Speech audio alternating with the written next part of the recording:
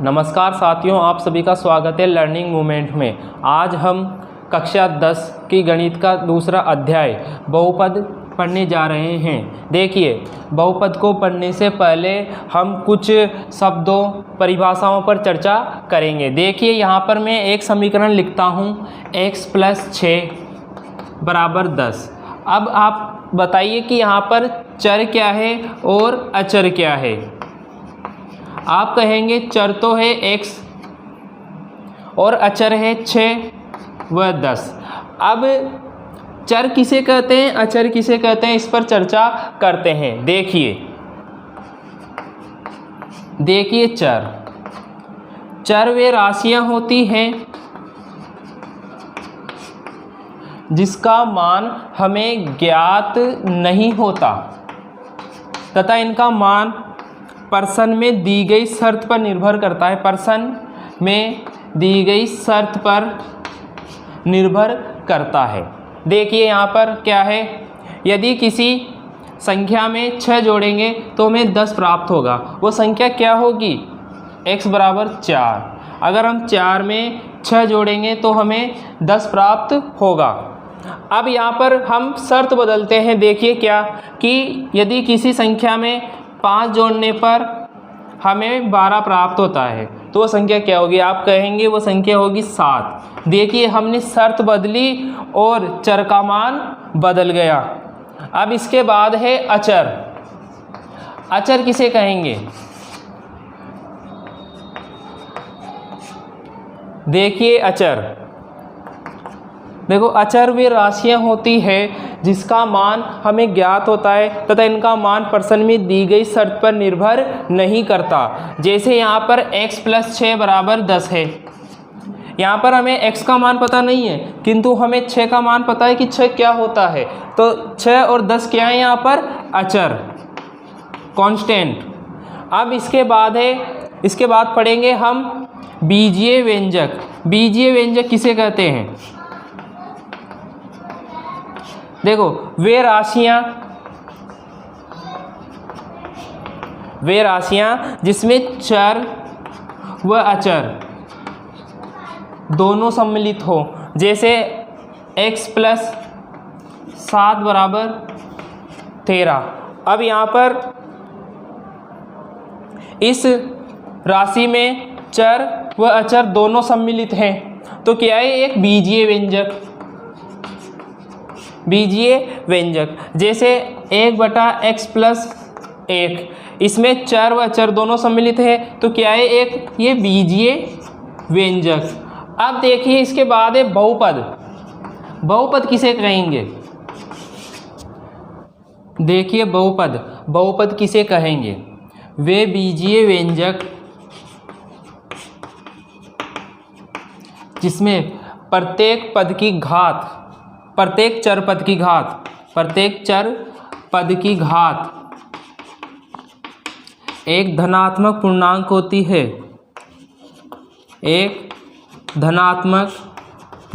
होती है, बहुपद कहलाता है। जैसे यहाँ पर देखिए x² + 2x + 5। देखिए यहाँ पर चर पद है, इसमें x की घात कितनी है, 2, यहाँ पर कितनी है, 1, तो क्या है, एक धनात्मक पूर्णांक। लेकिन यहाँ पर देखिए 1/x² + 2x + 3, 1/x + 4। अब यहाँ पर देखिए x की घात कितनी है, 1, किंतु जब आप इसे हल करेंगे तो x की घात क्या निकल के आएगी, -1, जो कि क्या नहीं है, एक धनात्मक पूर्णांक। ऐसे यहाँ पर देखिए x की घात कितनी है, 2, यहाँ पर 1, किंतु k कहाँ है, हर में। जब आप इसे हल करेंगे तो यहाँ पर x की पावर कितनी निकल के आएगी, धनात्मक पूर्णांक नहीं होगी। अतः ये क्या नहीं है, बहुपद। और इसके अलावा √x 2 + 3 यानी कि 2 × √x + 3, ये भी क्या नहीं है, एक बहुपद नहीं है, क्योंकि यहाँ पर x की घात कितनी है, 1/2। अतः किसी भी बीजीय व्यंजक को बहुपद होने के लिए प्रत्येक चर पद की घात क्या होनी चाहिए, एक धनात्मक पूर्णांक होनी चाहिए। अब देखिए बहुपद को किससे निरूपित करते हैं, बहुपद को px, gx आदि से निरूपित किया जाता है। अब इसके बाद पढ़ते हैं अपन लोग बहुपद की घात। बहुपद की घात किसे कहते हैं?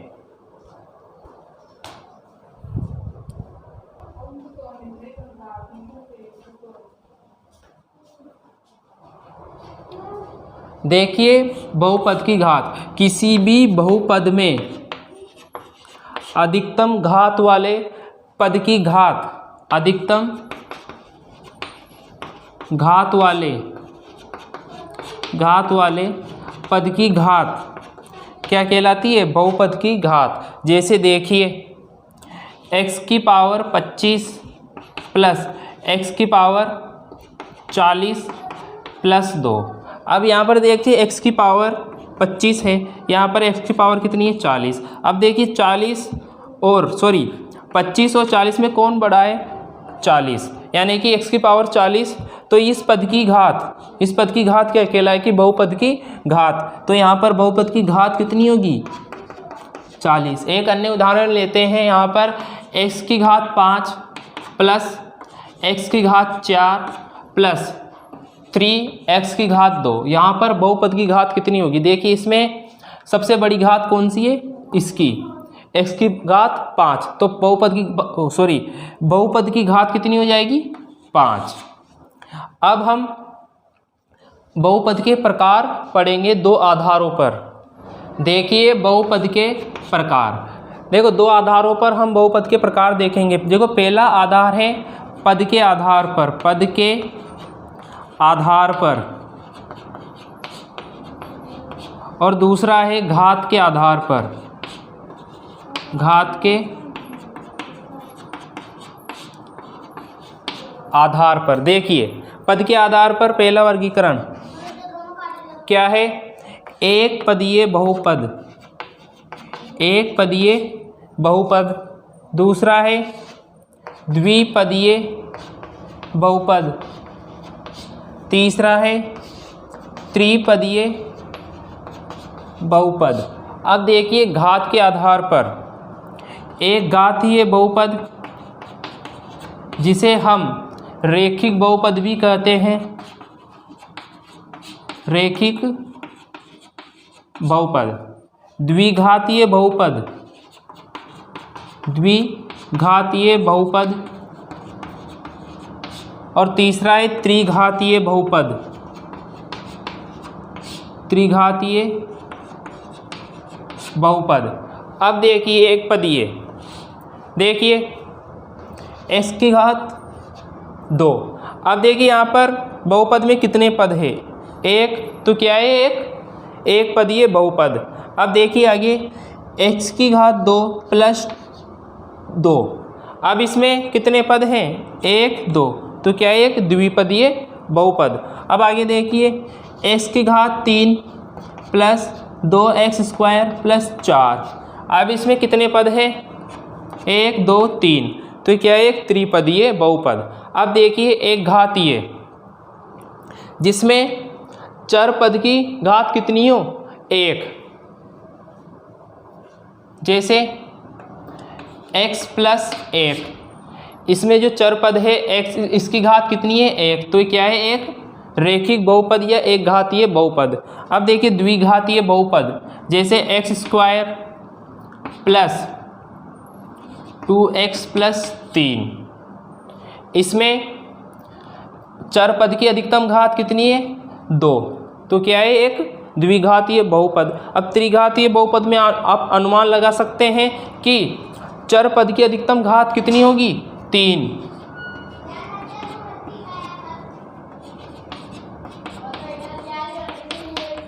इसमें चर पद की अधिकतम घात कितनी है? 3।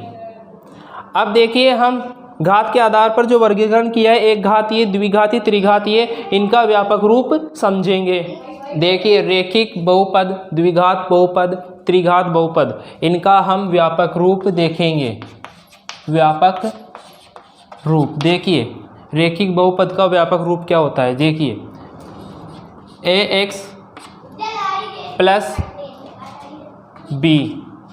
यहाँ पर ए नॉट इक्वल किसके रहेगा, 0 के, यानी कि ए के स्थान पर 0 नहीं हो सकता। अब देखिए आगे द्विघात बहुपद का व्यापक रूप a x square plus b x plus c. यहाँ पर भी ए 0 के बराबर नहीं हो सकता। देखिए आगे त्रिघात बहुपद का व्यापक रूप ए एक्स की घात 3 प्लस बी एक्स की घात 2 प्लस सी एक्स प्लस डी। यहाँ पर भी a बराबर 0 नहीं हो सकता। देखिए यहाँ पर a बराबर 0 क्यों नहीं हो सकता, अगर यहाँ पर a बराबर 0 होगा तो ये पूरा पद क्या हो जाएगा, 0, क्या बचेगा b यानी कि अचर। तो ये रेखिक बहुपद होएगा नहीं, क्योंकि इसमें चर पद शामिल ही नहीं होगा। अब देखिए यहाँ पर अगर a बराबर 0 कर देंगे तो ये पूरा 0 हो जाएगा, ये क्या बच जाएगा, रेखिक बहुपद, यानी कि द्विघात बहुपद रहेगा ही नहीं, इसलिए a बराबर 0 नहीं हो सकता। वैसे ही यहाँ पर a बराबर 0 नहीं हो सकता, ये पूरा पद 0 हो जाएगा, ये क्या बचेगा, एक द्विघात बहुपद, इसलिए यहाँ पर a बराबर 0 नहीं हो सकता। आशा है आज की सभी बातें आपके समझ में आई होंगी। इसी तरह हमारे साथ बने रहें। धन्यवाद।